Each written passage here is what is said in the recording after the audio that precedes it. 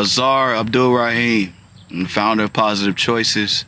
I'm also the co-defensive coordinator, associate head coach at Boston College.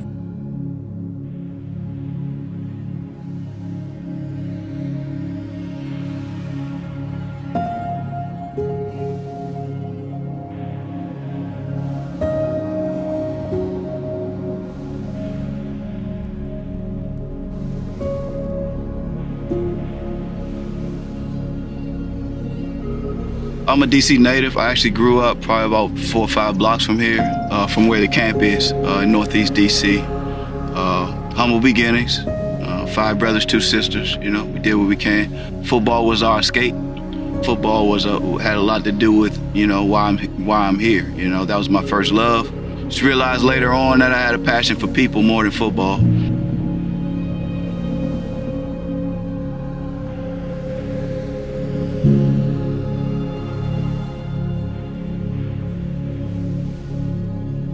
Little Nico.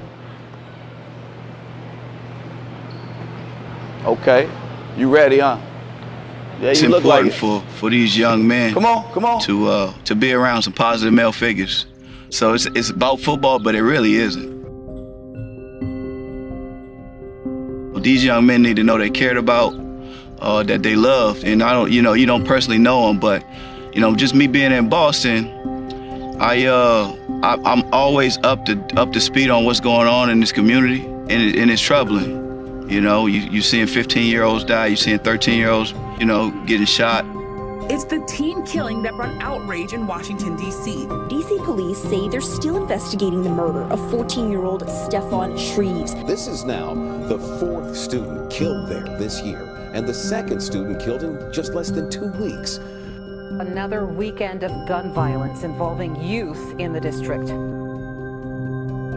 I think it's important for all of us. That's why I don't really say it's a football camp. This is a community-based camp. There's a lot of people that care about these young men, and really football is just the carrot, the tool that's used. For me, I needed guidance, so it didn't always come from where guidance was supposed to come from for a young man. So we tend to look in different directions for that guidance, and just having the coaches tend to pick up on tendencies that you might not even know that you possess. I think these events are so important. They're so critical for them to have a space where they can come compete, come enjoy themselves, feel safe.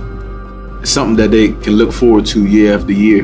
When kids don't have things to look forward to, they tend to get into things that are detrimental to their future. I mean, it feels like a cookout, man. It feels like a cookout all the way to the T. I mean, you got music playing, you got parents out there taking care of the kids to the T. I mean, down to the oranges, water, fruit snacks, whatever the case may be. It just feels like a very family-oriented environment. More than anything, events for these young men and young ladies are needed. I don't think we do a good enough job. I'm talking about myself as well. We all cringe when we on Twitter and we see somebody just pass, or we see that we hear another shootout. We all cringe on that, but do we really do enough? And I definitely know this is not enough, but this is going to be an opportunity for young men to get better today, not just on the field, but in life, and feel good about themselves, where hopefully they make some more positive choices in life that we kind of help cultivate today.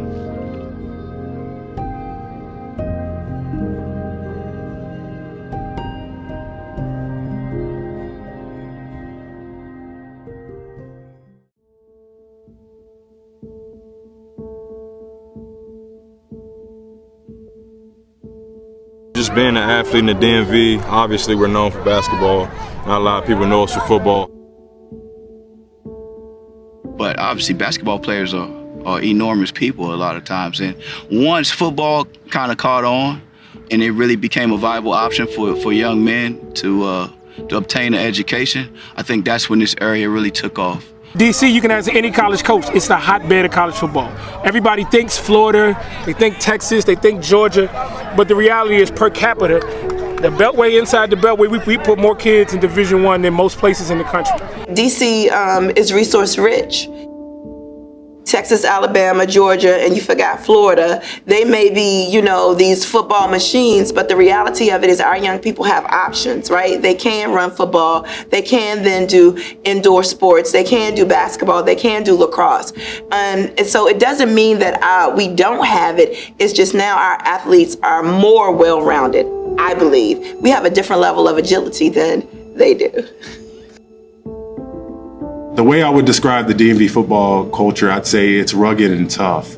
When I meet people from that area in college or NFL football, a lot of them are guys that weren't really highly touted out of high school. They weren't like the biggest recruits, but they worked hard enough to get where they are. Right arm through it, right, just boom, head across. Okay, set, go. There you go. Well, you gotta be a little bit more aggressive. Coach Cesar been doing it for a long time, you know, since I was coming up when he was at Friendship Collegiate.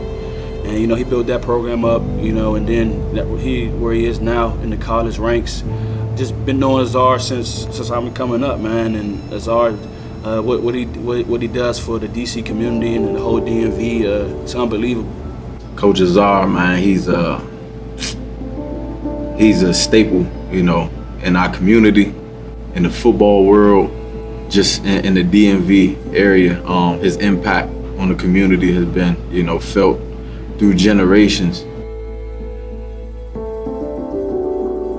I kind of grew closer to him through the years, through my high school years, even when he left, and just kept in good contact with him. When I got in college, I kept in good contact with him. So we had a real good relationship. You know, he hit me every now and then, asked how I'm doing, same, you know, vice versa. This area is probably one of the highest per capita areas of people that make it to the NFL. You always see someone from this area that you know, makes it to the highest level. Me, I think it's just important, man, giving these kids opportunities to get their education paid for, and if they're using football, basketball, or any sport as a tool, or it doesn't even really have to be sports, just using something as a tool to further their education, to change a little bit of the dynamics of generations. You know, that's what I'm about.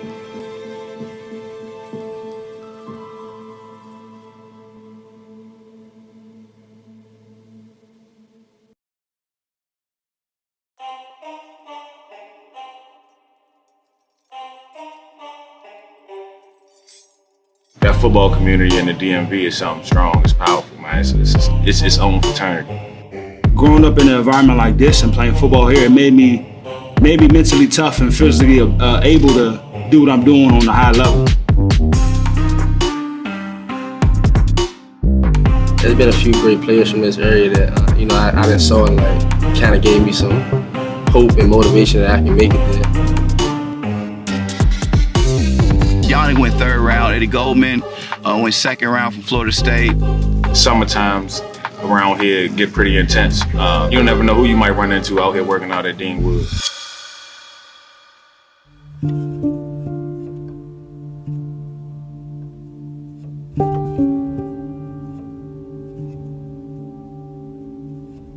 Everybody has different dynamics, all right, in their household. And when you start recruiting young men, you know, I think for sure, I think it's in everybody's best interest to definitely stay closer to home where your parents can see you play. But I've had kids that wanted to go 3,000 miles away to get away from some of the social ills of their environment. So I think all of these guys that are going out of state to play in other states, I think it's the history. You know, the generation before them have felt that, and they want them to go out. It wasn't anything that was thought of. You know, we weren't thinking about staying home because we weren't getting recruited. We sent a lot of players all over the country, and for a while, a lot of the big schools in the area wasn't recruiting heavy from DC. And I think it's more of a behavior issue, or just kids being too close to home or having too many outlets. I think isolation is key to staying focused and doing what you got to do. Sometimes when you're real close to home, it's hard to do that. You got the same friends that you grew up with. You got, you know what I'm saying, family members tugging on you or need you to be here, need you to be there, but you know what I'm saying, they're not really understanding that you're in college. I don't think anybody should say, oh, everybody should just do this, or everybody should just, you know, attend this school. Like, that's just not real. And the bottom line is, you can only take 25 scholarships approximately per year, and there's way more players in this area than 25 per year that can play at a Power 5 local university. You know, and just evaluating and recruiting, and it's not a sweet science to it. You know, it's misses a lot of times. So you might have thought this kid was for sure a no-brainer, and he stayed home, where another kid, you know, went to a school, you know, maybe 500 miles away, and he developed a little differently. And everybody, it always happens here. You're like, why didn't he go here? Well, people develop different. Sometimes they need to get away and do other things.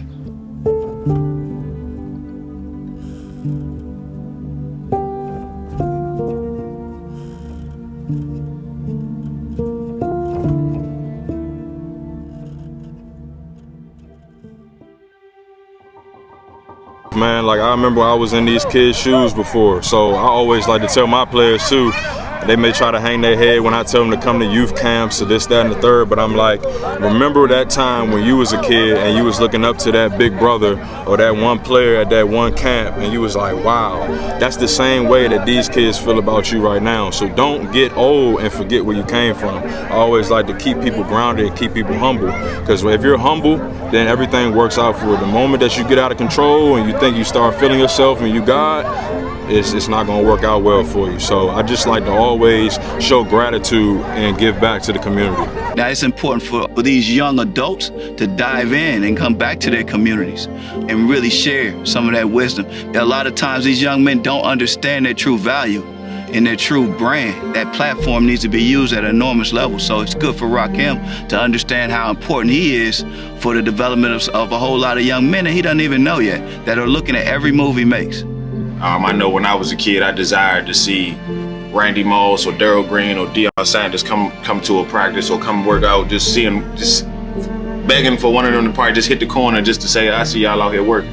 That's very impactful. Me and my brother really looked up to was Vernon Davis, because we really went to his camp. You know, that really made a big impact on our lives, because like, he had the camp, then he had his car out there. Every kid in the camp got to get in his car, things like that. You know, we just played really hard. You know, my mom always talks about, you remember he went to Vernon Davis camp? I came here when I was younger, so to come back as a pro athlete and give back, to see the kids trying to do the same thing I'm doing, it's great. It gives hope to the kids. Man, that's what it's all about, right? If you can't take the time to give back to what gave you so much, you're missing it. And at the end of the day, that's the thing that actually carries you as an adult and as a man. If you can't reach, you can't teach. So a lot of people poured into you, and to have an opportunity to do that, you know, back into a community, especially that you grew up in and was a part of, should be something special to them as they continue to grow and become men too.